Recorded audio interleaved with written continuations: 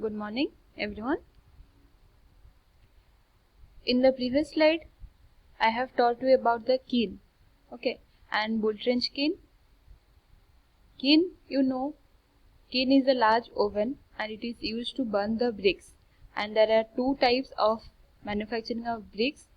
We can say intermittent kiln and continuous kiln. I have told you, we are following the continuous kiln. The kiln are continuous in operations, and in continuous operations, first we will do loading, firing, cooling and unloading are carried out in continuous process. And there are three types of continuous kiln. First is bull trench kiln, Hoffman and tunnel kiln. In bull trench kiln, I have told you about the bull trench kiln. This is of a rectangular or circular or oval in shape, and it is mainly in the underground surfaces, and it includes it. You can see here the movable chimneys I have shown you in the previous slide. I have shown you, and it is always placed ahead of the section in which burning is to be carried out. After burning is carried out, these movable chimneys have been placed because the air is to be removed from the chimneys, and this an arrangement also preheating of the bricks in the chamber in which the chimney is placed. And there are there are 12 types of chambers I have told you. You can see in the diagram 12 types of chambers, and two number of cycles of burning can take place easily for the production of the large bricks. And there are 6 number of sections. First is empty, loading, heating, burning, cooling and unloading. First we will empty, then we will load, heating process will be done. After that burning will be done, then cooling, then unloading will be done. After that this bricks will be removed from this kiln machine.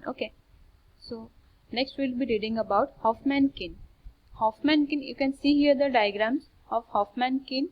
You can see here the diagrams. Here the picture you can show. I am seeing you here. The diagram of Hoffman's kiln. Each chamber is provided with the following. First is in chamber 1. You can see here in chamber 1 you will load the bricks. Then in chamber 2 to 5 heating.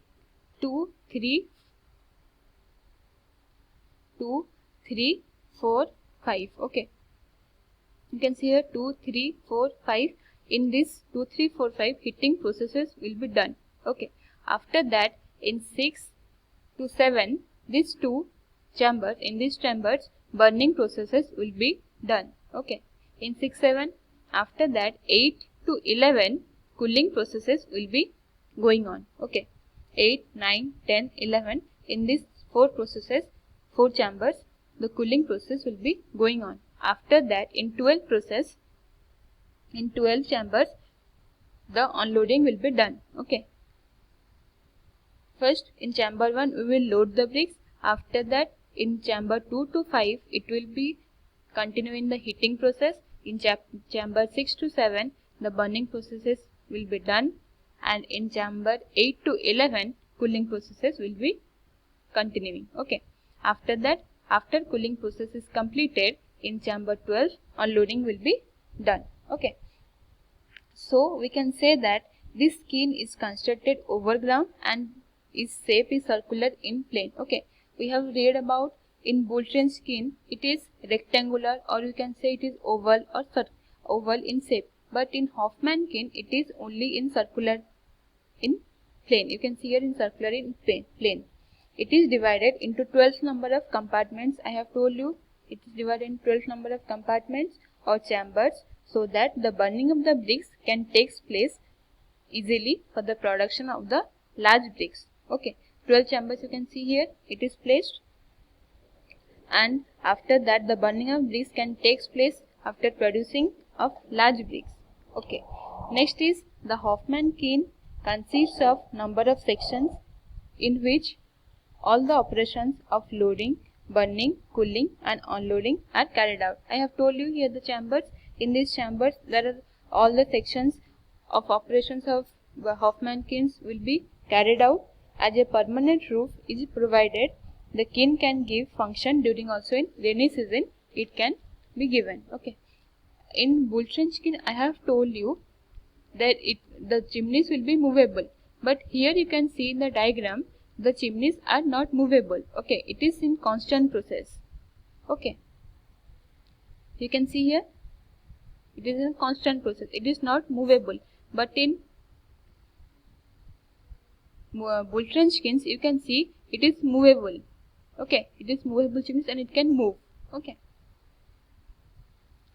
So next is we will be reading about tunnel kiln.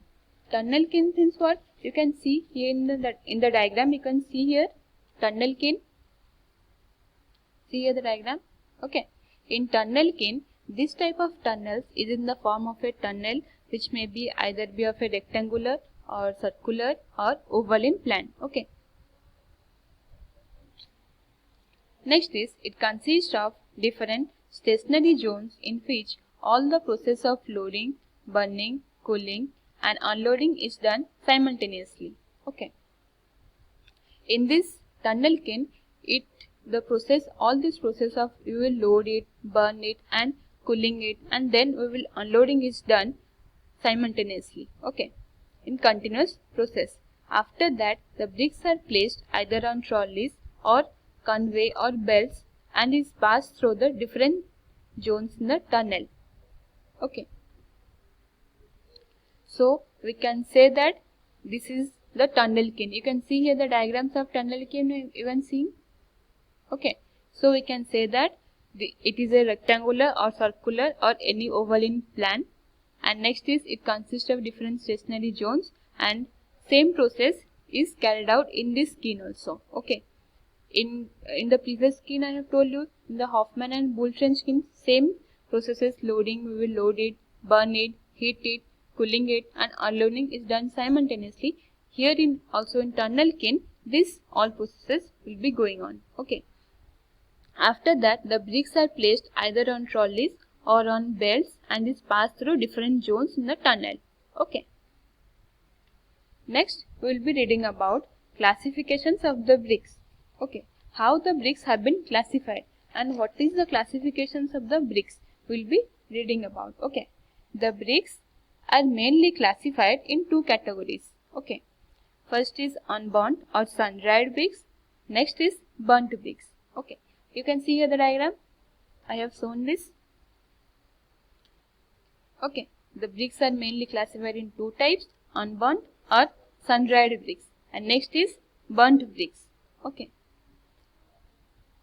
In unburnt or sun-dried bricks, you can see this picture. These are sun-dried bricks, and in this figure you can see these are the burnt bricks. You can see the black here. These are the burnt bricks. Okay.